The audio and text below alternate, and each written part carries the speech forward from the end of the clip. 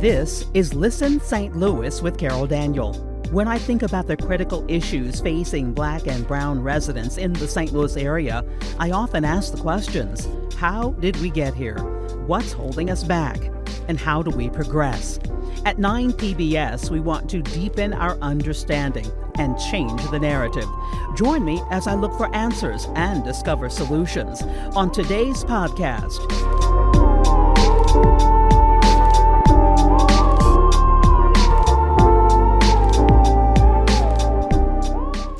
In 1950, East St. Louis had a population of about 82,000, making it the fourth largest city in Illinois. Decades later, with massive job losses and businesses leaving and closing, the population is now less than 20,000. But at least two things remain: pride in what once was and a desire for a better future.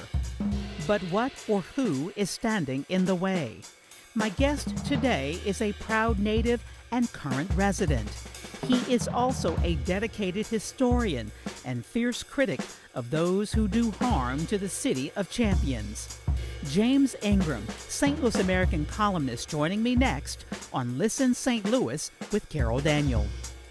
Listen St. Louis with Carol Daniel is supported in part by Midwest Bank Center, the Betsy and Thomas Patterson Foundation, and Orvin and Latrice Kimbrough.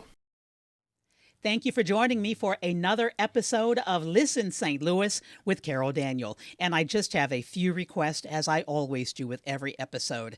One is to like the episode. You just click the like button. Another is to share this with other people. I do look when I post the episode on social media, primarily on Facebook, on Instagram. I look to see how many shares did I get. It's not about my ego at all. I just want to know how many of you are sharing this with people you know, and you should. These are always good conversations. The other is to download the podcast for later viewing, because clearly we are all busy. So you cannot sit and listen necessarily to a 30 or 45-minute conversation in one sitting. So that's why you download it and then you listen later. I'm fine with that, as long as you do listen. I have found that some people are listening 15 minutes at a time. Listen on their way home, get home, start dinner, or watch something else, and then go back and listen to 15 more minutes. That's a great way to do this as well. So I thank you for sharing, for liking, and we love the comments. We love the comments. Now, I'm in my 60s. I can take it. You have something positive to say, love it. You have something not so positive to say, that's okay too. And by the way, if you have ideas about topics and people we should talk to on Listen St. Louis, that's where you would make that comment. So do let us know. There's a central question to all of our podcasts, and it is definitely central today. How did we get here? East St. Louis, Illinois is known as the city of champions, but it is also known as a community in trouble. So what's the way forward?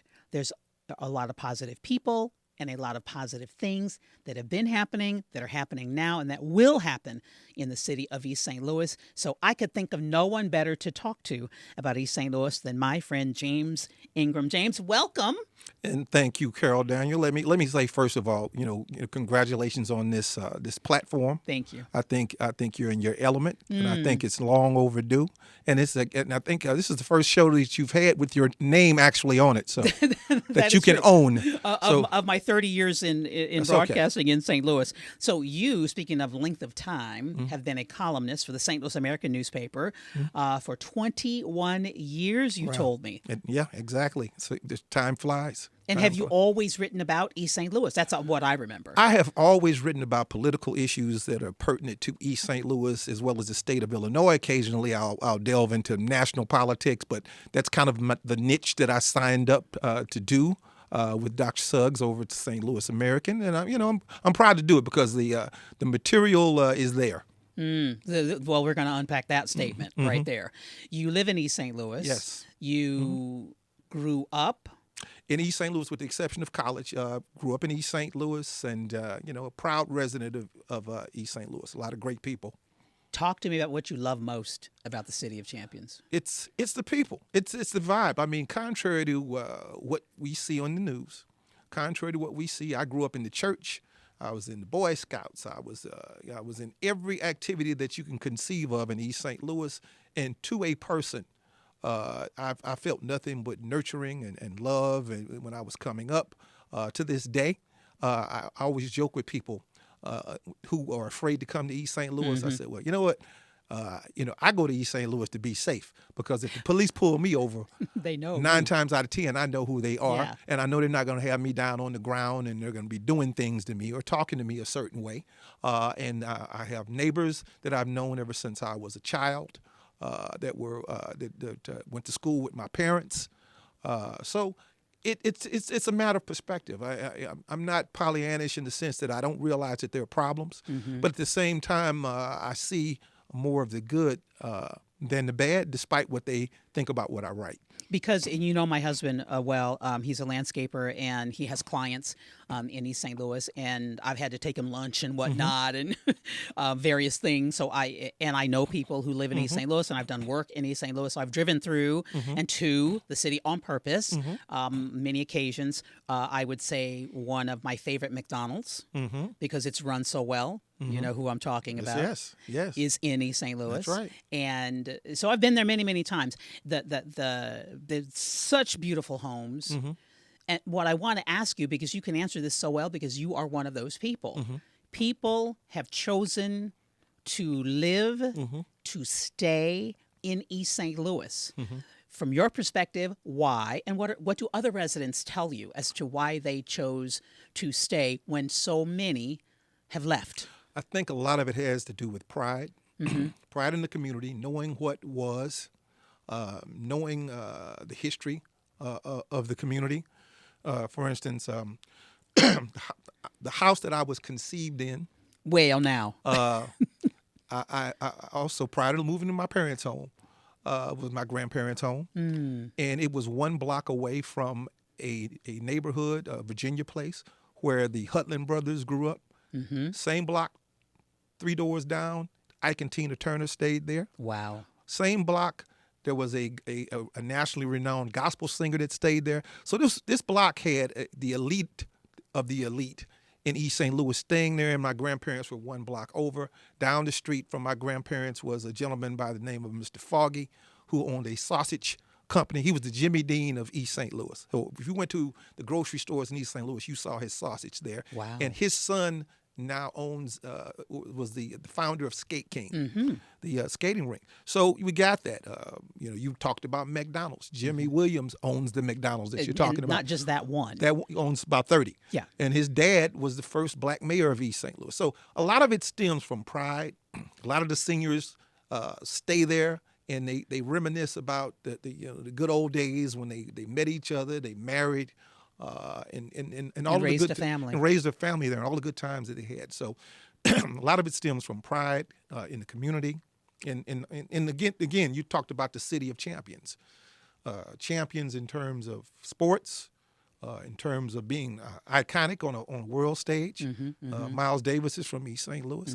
Catherine Dunham. Catherine Dunham lived there for years. You talk about Donald McHenry was an ambassador. You talk about any number of individuals, professional athletes and scholars that are from East St. Louis, and it's the reason that they stay there, and they are determined that they're not going to move me out. I don't care how bad it gets or the crime gets. If they live in, you can live in East St. Louis and live in what people would consider to be a bad neighborhood, and then go up the hill, the Lower Seoul Hills, and live in what would be considered to be a very upper middle class neighborhood. So. And what is the name of the golf course and the country club that is there? And a friend of mine got married there. Best Food. I don't know if they still have the Frank Friday. Holt State Park there, Yes. where the clubhouse is. Yes. So I don't know if they still have Friday fish fries. They do. That food was delicious. Still is. Still is. And so there's a lot there. If you want to be plugged into the community, there's good things there. The churches are still very vibrant, and just good people. Good people. You can't beat them in terms of they give you their shirt off their back if they see that you're about something, you're trying to bring something good to the community. So that's why I'm there. my parents, there were four of us, children in that home. And, my two of us still are in the area. Two live out in other states. But when we talk and talk about East St. Louis, the memories are there. Mm-hmm. From church to other activities that we did to people that just did things for us. And one thing I did not know, almost everything you've mentioned, I knew, having lived here for 30 years and reported on a variety of issues, and just getting to know the community that I started to call home, the chess club. Yes. This I did not necessarily know. Right. Were you on the chess team? I was on one as of well? I was on one of the chess teams, and then So talk about that history. So Rick Singfeld, if you're watching, listen, St. Louis with Carol Daniel, you should know that East St. Louis had a dominant chess team for 20, 25 years in East St. Louis. Our coach was William Grosbo. He's now relocated to his hometown about 15 minutes from Springfield, Illinois. Now, he was a white man. He was an original white shadow. And he had a home in East St. Louis until 2 years ago. So he moved in East St. Louis, taught at East St. Louis Senior High School, and was our chess coach. And we had a first-rate chess team. When I was in high school, we were second in the state. We played on boards. There was 8 persons on a team. Gentleman to my left was one of the top chess players in the country. Gentleman on my right went to MIT, had a perfect SAT score. Wow. Craig Preston was his name. And you just went down the board, and we had quality people. People on that same chess team went to MIT, went to Cornell, went to Northwestern, I went to Boston University. So you had people that played on that chess team that not only dominated the public schools, we beat Chaminade, Vianney, Country Day. They feared us when we came on those campuses. And we'd go all the way from little old East St. Louis and look at these ornate homes and these communities that we would pass by. Ornate schools. Oh, yeah. And we'd sit and beat them in no amount of time. And their parents would come with their Brook Brothers suits on and briefcases and stand off in the wings and watch their child play that they'd spent $50 an hour on some grandmaster to tutor, and watch these little black kids just dog them out. And then, I remember this one particular, and I don't want to dominate the chess, let's just eat up time with chess, but I remember I was playing this one kid. We were out of Chaminade. So we walk in these beautiful, beautiful buildings. We're sitting there playing, and this man sitting, a very, very prominent-looking man. So I'm beating this kid, and he'd been talking what he considered to be trash to me prior to the game. So he was saying, this must be a switch for you guys. You're coming out here. I said, beg your pardon? He said, yeah, you guys are, you probably never seen homes and things like this. Oh my! Oh yeah, talked about this stuff, and my dad pays grandmaster $50 an hour to coach me, so you might as well resign right now. So, what he didn't understand was that as black kids playing chess, you ever seen black people play bid whist and spades and see all the noise that's talk when it's we did that playing chess. So what he was saying to me only motivated me. Fueled you. It fueled me. So I just sat there and we played. We got a few moves in. I'm saying, I got this fool in 3 moves. Because you have to look ahead. Yeah, so I kind of looked at him, and he's like, I don't know what you're looking at. It's your move. I said, yeah, but you only got like 3. So he's like, oh, yeah, let's go ahead and move. So I moved, and then you could see that he saw it because all the color just drained out of his face. And I can't use the word here because this is PBS. So he cursed, made the move, and he's looking off to the side. I said, man, you need to look at this board. And He's looking for his daddy. daddy. So who is that? It's my dad. And he's pissed. I said, is he pissed because he wasted $50 an hour on that grandmaster? Or is he pissed because this black kid from Easton is going to beat you? So I ended up beating him, and his father I felt sorry for him when it was over because his father was lecturing him he's pointing at him and he's pointing at me and he's pointing at him, and you could just tell he was just crestfallen because his father had probably fed him this narrative. Yeah, that you're better. That you're better than him. How could you let this, probably told him, this guy probably robbed a bank on the way over here. Look at these guys. They've got leather jackets on, for God's sake. You know how much I paid for you to go to school here? We're going to have a discussion about this. So it shouldn't have been that way. But What he didn't know was we had chess computers. He didn't know that we went to national tournaments on the weekend. He didn't know that we go to school at 7 in the morning and practice. We practice at lunchtime. We practice 3 hours after school. We spent our weekends in tournaments. And we had books on chess theory that we studied. Now, we didn't look like it because we had a little swag when we walked in, but we put the work in to be good and to beat these kids. Now, I can see them saying, well, we underestimated them the first year. But but what about the second year and the third year? What about we the came back and beat What about the 18th year? Yeah, what about that? What about that? And, so we became very proficient at chess. We learned the rules. We learned it from a technical standpoint to implementing the strategy, and we did very well. And I asked you then, before we went on, what then happened, because that's not the case now. But you said the coach retired. He retired, and as most things, you need a structure in place, and there was no one willing to take up that mantle and carry it on. But the other thing that's interesting is that, as good as we were, they didn't have chess scholarships then. Now they have chess scholarships. Yeah. You can go to Webster or St. Louis University. Right. I have a Cuban restaurant that I go to in downtown St. Louis. The proprietor's daughter is on a chess scholarship at SLU. And she plays internationally. And I went in there a couple of weeks ago, and she was at the counter, and I said, "You're the one that plays at SLU." And I told her about my background with chess. And I said, "I follow you. You're very good." And I said, and she was born in Havana. They moved to Tampa and then moved to St. Louis. But had they had chess scholarships during the days that I played, everybody on our team would have had a chess scholarship. Wow. No doubt in my mind. My goodness. But it just shows you that they've begun to value those sorts of things, and it's good. So I'm intrigued that you graduated from Boston University. So a decision had to be made. Where would you live? Right. But did you decide to come back here right away? I decided to come back home because of the Boston is not the most Nubian friendly community for black folks. Although you have this image of the Kennedys as being ultra liberal, but if you go to South Boston, you will find that is not the case. The Italians and Irish live in South Boston, and they tend not to get along with each other until I walk down the street. Then you're a common foe. They got a common problem, so to speak. So I found that to be the case, and it was a wonderful educational experience. I was walking distance to MIT, up the river from Harvard, cross town from Northeastern. We can go out in the suburbs to Wellesley to the parties on the weekend, and some in Tufts and all these other places. But I didn't feel, as a black man, I didn't feel nurtured and safe in that community, and I just saw I couldn't see myself living there or thriving there at all. So I think I made the right move to come back. Plus, I had internships here every summer. So they would fly me back and forth, and I had a job waiting for me. So it all worked out. And we celebrated 314 Day here at 9 PBS, and of course everybody around the region as well. And one of the things that we want to do, that I want to do on Listen St. Louis with Carol Daniel on this podcast and at 9 PBS, is to change the narrative, change the story that we tell ourselves about ourselves.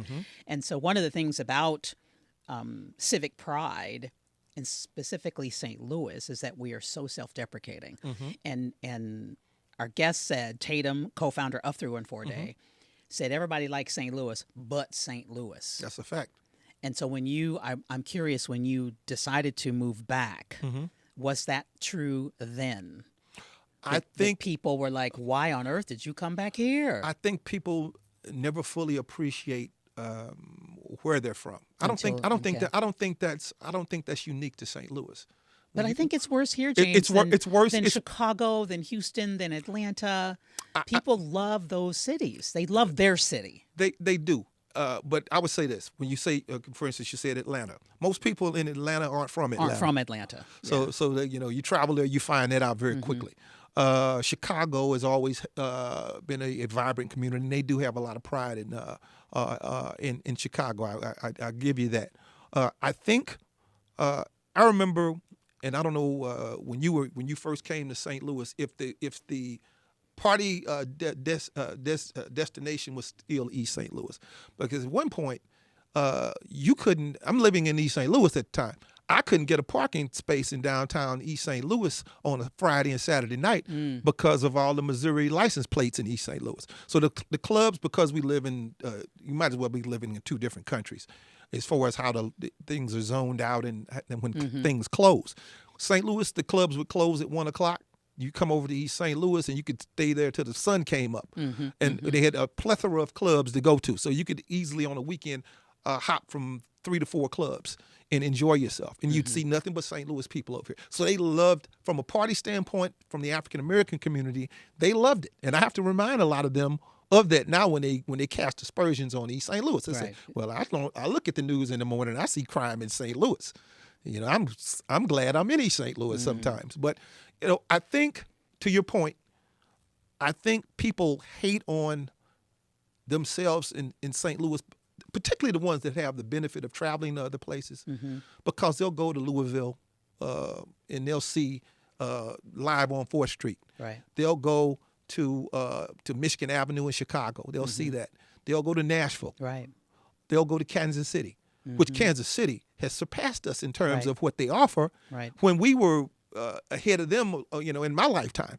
So I think they see how other cities have capitalized on their riverfronts, on what they have, and made it happen particularly for young people. I know your son lives out of town, so they go and it, as they refer to it, it's a different vibe in Chicago than in St. Louis, and it's just more conducive to them having a good time, and it's more conducive to young people. In St. Louis, I hate to say it, the problem is those who are in power that are of a certain age who don't want to see things change in St. Louis. They want to stay out in St. Charles. They want to stay in these remote areas because they don't want to come into the city. And if you don't believe it, why has the Metrolink not expanded to St. Charles every time it's up for a vote? You live in Illinois like I do. Right. Every time it's come up for a vote or the opportunity to expand in Illinois, it expands.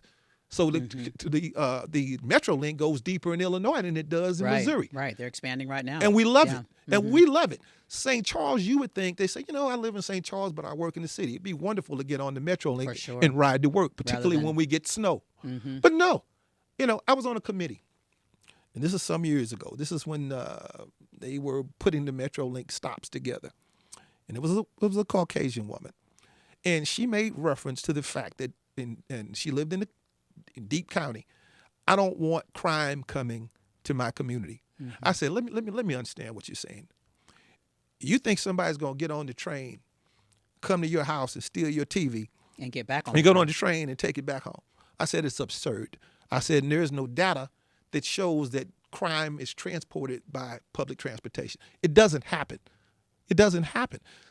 And so, but if you look in other communities, if you go to Boston, the T goes everywhere. If you go to New York, subway goes every place. You go to Chicago, the L goes every place. And they said in Kansas City, we want to establish a rail system. It has a different name. And it felt, James, like 3 months later, it was running. Exactly. I mean, it happened so quickly in Kansas City.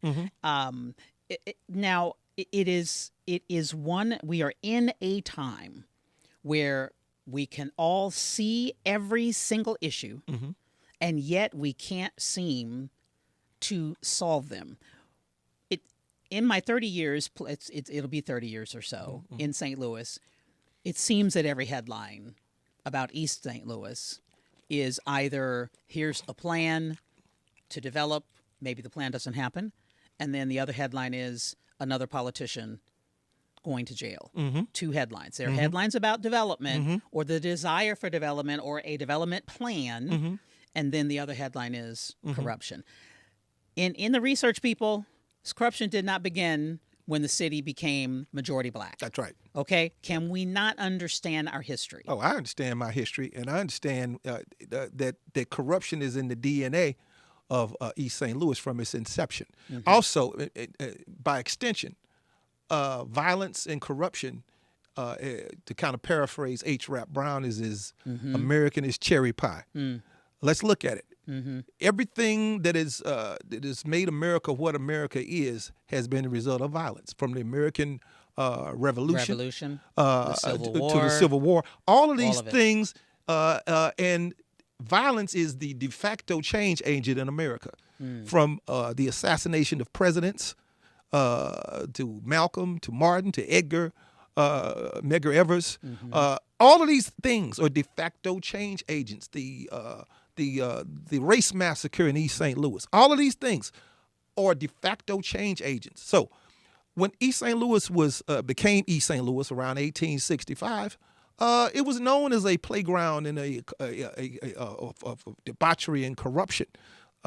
You had during its shortly after it was conceived as a city, you had 7 mayors in a 2-year span, 2 different governments, 2 different police departments, all of this stuff because of the corrupt nature of the politics there. In my lifetime, if you look at the last white mayor, Alvin Fields, he was there from 1951 to 1971 before Jimmy Williams' father, James Williams, became mayor. The first black mayor.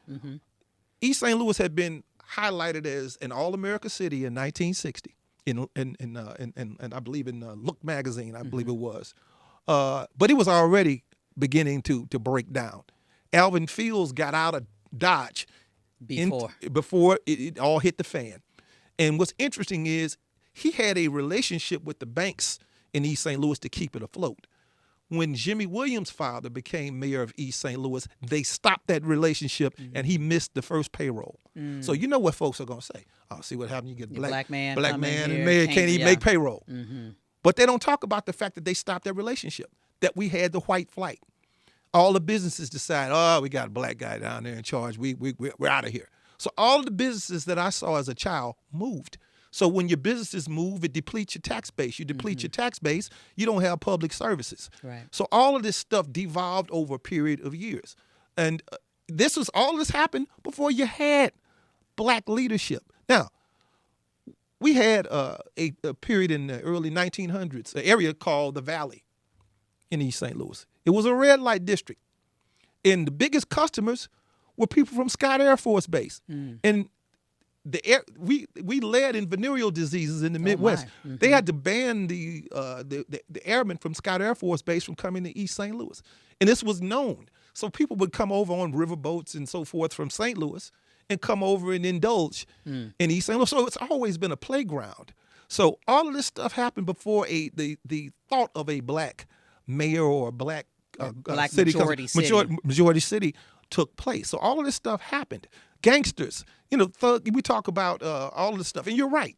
There are black people. I've written the columns about them. We've had people we had a city manager to plummet to his death from the Poplar Street Bridge mysteriously. They say, oh, it just happened. No, it didn't happen. It was some things behind that. We've had people to get sentenced over and over again on vote corruption and scandal. We had a city official, one of those that convicted on vote corruption, who was running prostitutes out of City Hall in East St. Louis. I wrote about it. We had all of these things going on. We had, as recently as last month, a city council meeting in East St. Louis where they tried to ram through a resolution on an adult entertainment district, where they would have a whole zone, a whole area where they would get have strip clubs, they would get TIF money. They would have licenses that they could have for those clubs up to 25 years. Wow. All of this stuff. And the language in the resolution was that the city demands and needs these types of safe businesses. And it's like, who did they poll? And who had the audacity to put this together? And conveniently, the mayor, the attorney whose name was on the resolution was not at the meeting when it was presented. And fortunately, people got wind of it ahead of time, and I commend the NAACP, the church community that turned out in force and beat this back and shamed them. Right. And quite naturally, the mayor said that, Mayor Powell said, I know nothing about this, yet it's on the agenda. Which should not be the case. You should not know. be the case. Yeah, you should know. You should know what's on the agenda. I had three of them, to their credit, 3 council persons to tell me I'm not for it. The other 2 people, just the mayor included, they made a beeline for the door. The point again, I hear 2 things here. Of course, Right. We have had historic from the founding of the city, historic problems, historic corruption. And yet I'm hearing that residents are demanding better. They've always been demanding better, demanding more. And the outside looking in, they're leaders within the community, and you want to see them come to the forefront Exactly. and them lead. And you have two types of people, Carol. You have your public servants, and you have your public serpents with a P. And the latter, those are the ones that I, as a writer, try to be a watchdog and, Right. and call out in terms of what they do. Because if they aren't watched, if people don't turn out for the council meetings and don't hold them to account, they will ram that through. They will hold a special council meeting Right. with short notice, come in, have one item on the agenda, vote it in, and it's too late because you weren't there. Right. And this is a great moment to say that as we look at journalism and the impact of the absence of weekly newspapers, which have been slowly and then quickly going out of business. That's right. When a local newspaper, local journalism is not in a community, studies show that corruption immediately That's right. increases. Because There's no watchdog. when people are ignorant, they don't know any better. Right. And we had one president that famously said, "I love the uneducated. I love them. Love the uneducated." And as he also said, there's going to be a bloodbath if we don't have Stop it. a. Carol didn't ask me to do that. I did not. This is- I didn't know, but that's this is okay. Listen St. Louis with Carol Daniel, a dignified public forum. So, but I had to get that in. But no, if you don't have a viable Right. local newspaper to hold them to account, Yeah. they're going to do what they do. And this is what I do. And this is everywhere. This is not Black community. This is not impoverished No. communities. No. This is every single community in this nation. That's right. When there isn't a watchdog. That's right. Politicians. That's right. Sadly, will engage in unscrupulous behavior. All the time. That's the nature of the job if they can do it. And poor communities make poor decisions. And this is part and parcel of what goes on. And I remember I was in Washington D.C. at Frederick Douglass's house in Anacostia, and they showed a video. When he was at the end of his life, there was a young Black man who was in school at Howard that approached him and asked him, Mr. Douglass, I'm a young Black man who wants to make a difference. What would you recommend that I do? And he just kind of turned and thought about it and just told him to agitate. Oh. Agitate. So I mean, that always stuck with me. So when they ask me about my role in terms of what I do with the media, I know that there's some that would rather I write about all happy stories, and that's wonderful. We have people that do that, but there is no balance if I don't call out the corruption. Right. So I like to be an agitator, and for old school people that had that grandmother with the wringer washer, that agitator is that spindle in the middle of that washer that beats the dirt out of the laundry. And that's what an agitator does. By shaking up the laundry. Shaking Yeah. it up Yeah. and stirring it up. And you have to do it. If the message is, if I don't put it, and I'm not saying I'm the only, I have a monopoly on putting out truth, but if I feel that I'm remiss in my duties if I don't do it, I have to call it out. I mean, sure, do I get the side eye when I walk in a council meeting or I hear people sucking their teeth? Yeah, I could care less. It's not personal. It's not personal. I think that it only is happening because you love your city That's right.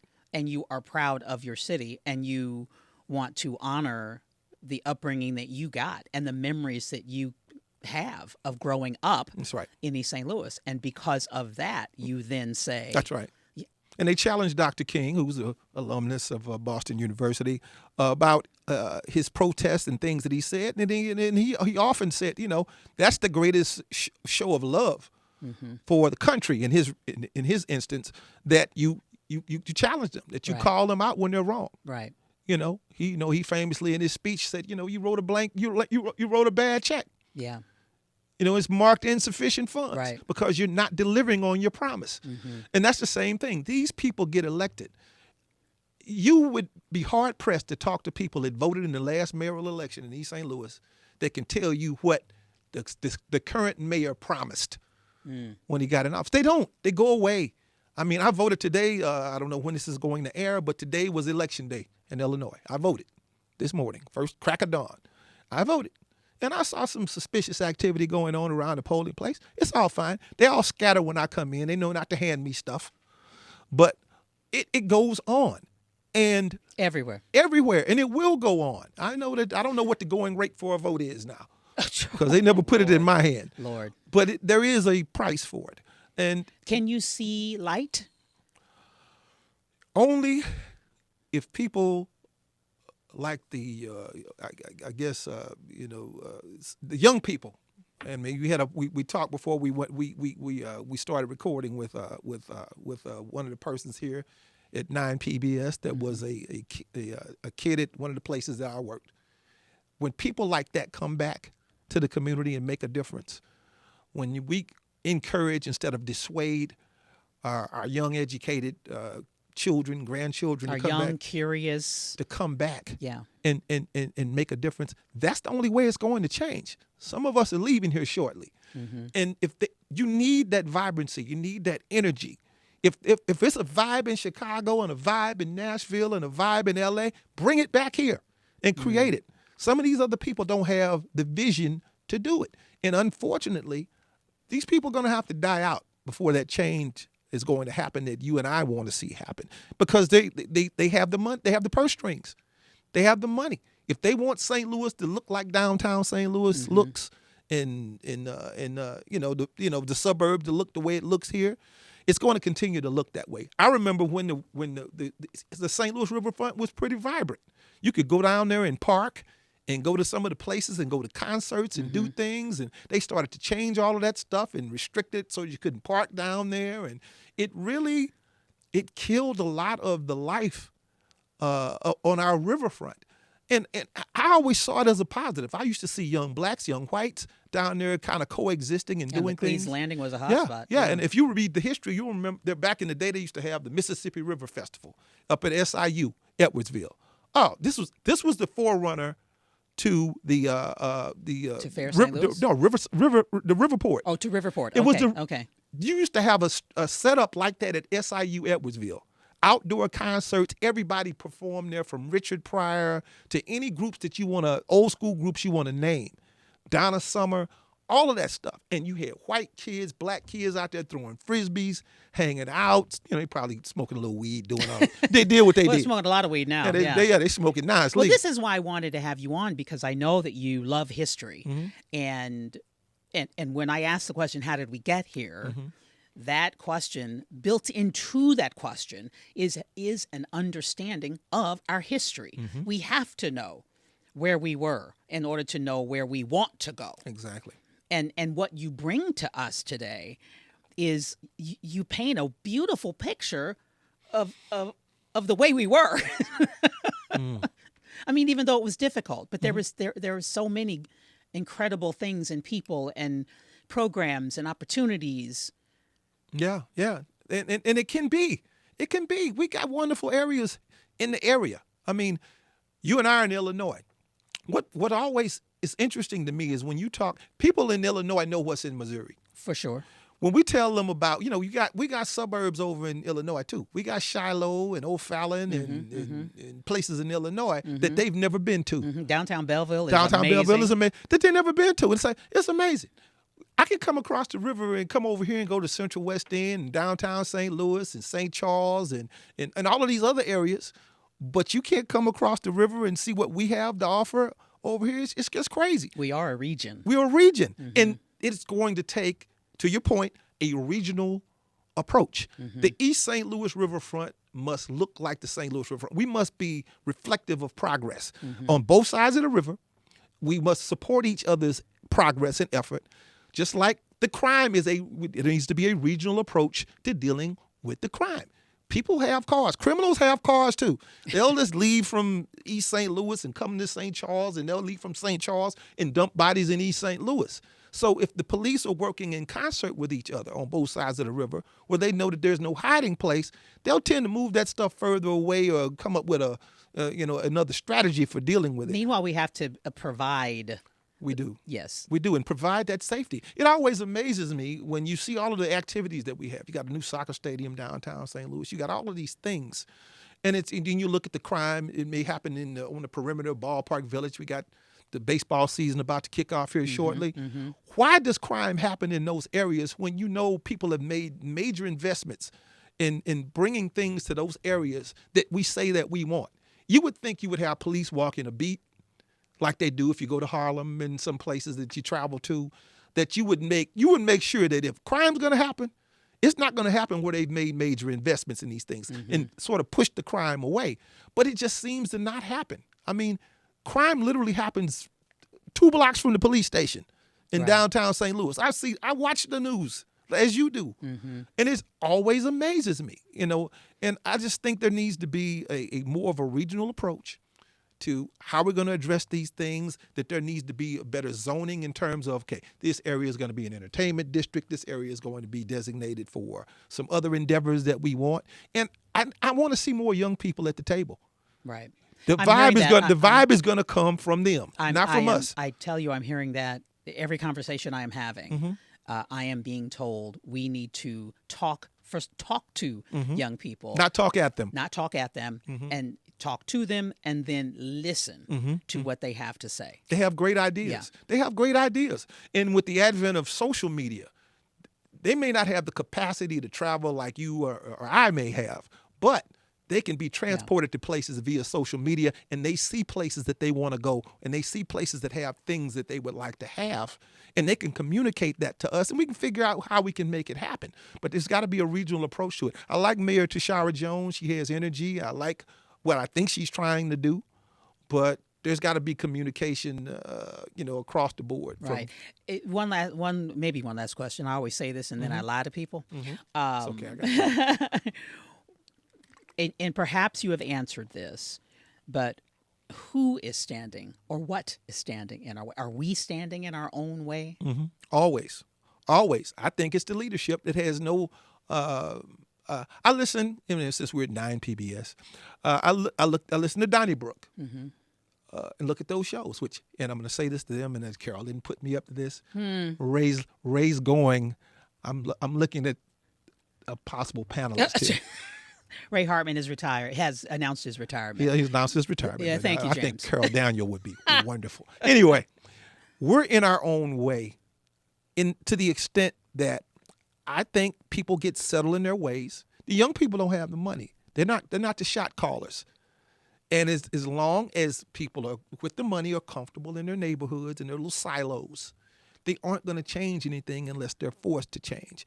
And those that will change, they will have to be presented with a profit motive, something that's going to make sense for them financially, which I understand. But young people have always made change. Look at the civil rights movement. Right. There were young people marching. There were young people that were the freedom riders. Young people have always made the change. And for some reason, and I'm going to say this, I'm talking to the preachers too, because it's that same model exists in the church.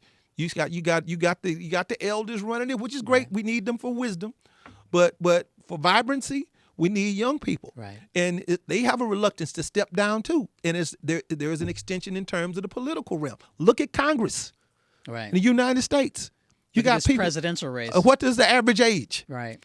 So we need an infusion of young people, and they need to be taken seriously and given the capacity to be at the decision-making table to make these things change. Otherwise, what is the definition of insanity? You do the same thing over and over again and expect a different result.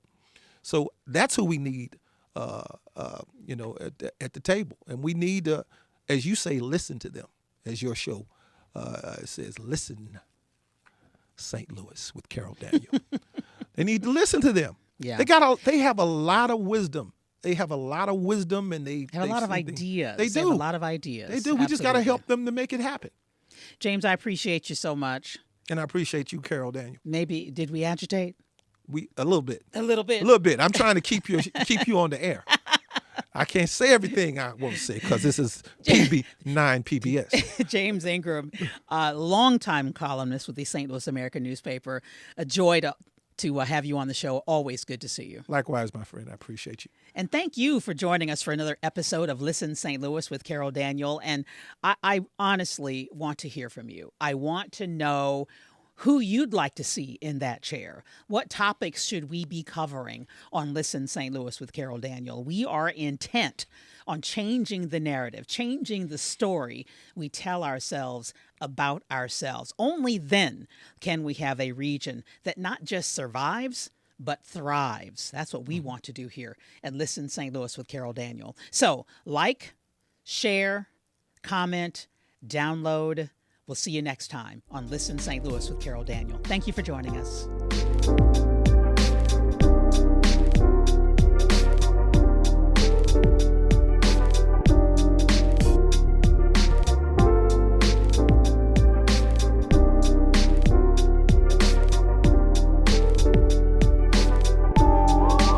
Listen St. Louis with Carol Daniel is supported in part by Midwest Bank Center, the Betsy and Thomas Patterson Foundation, and Orvin and Latrice Kimbrough.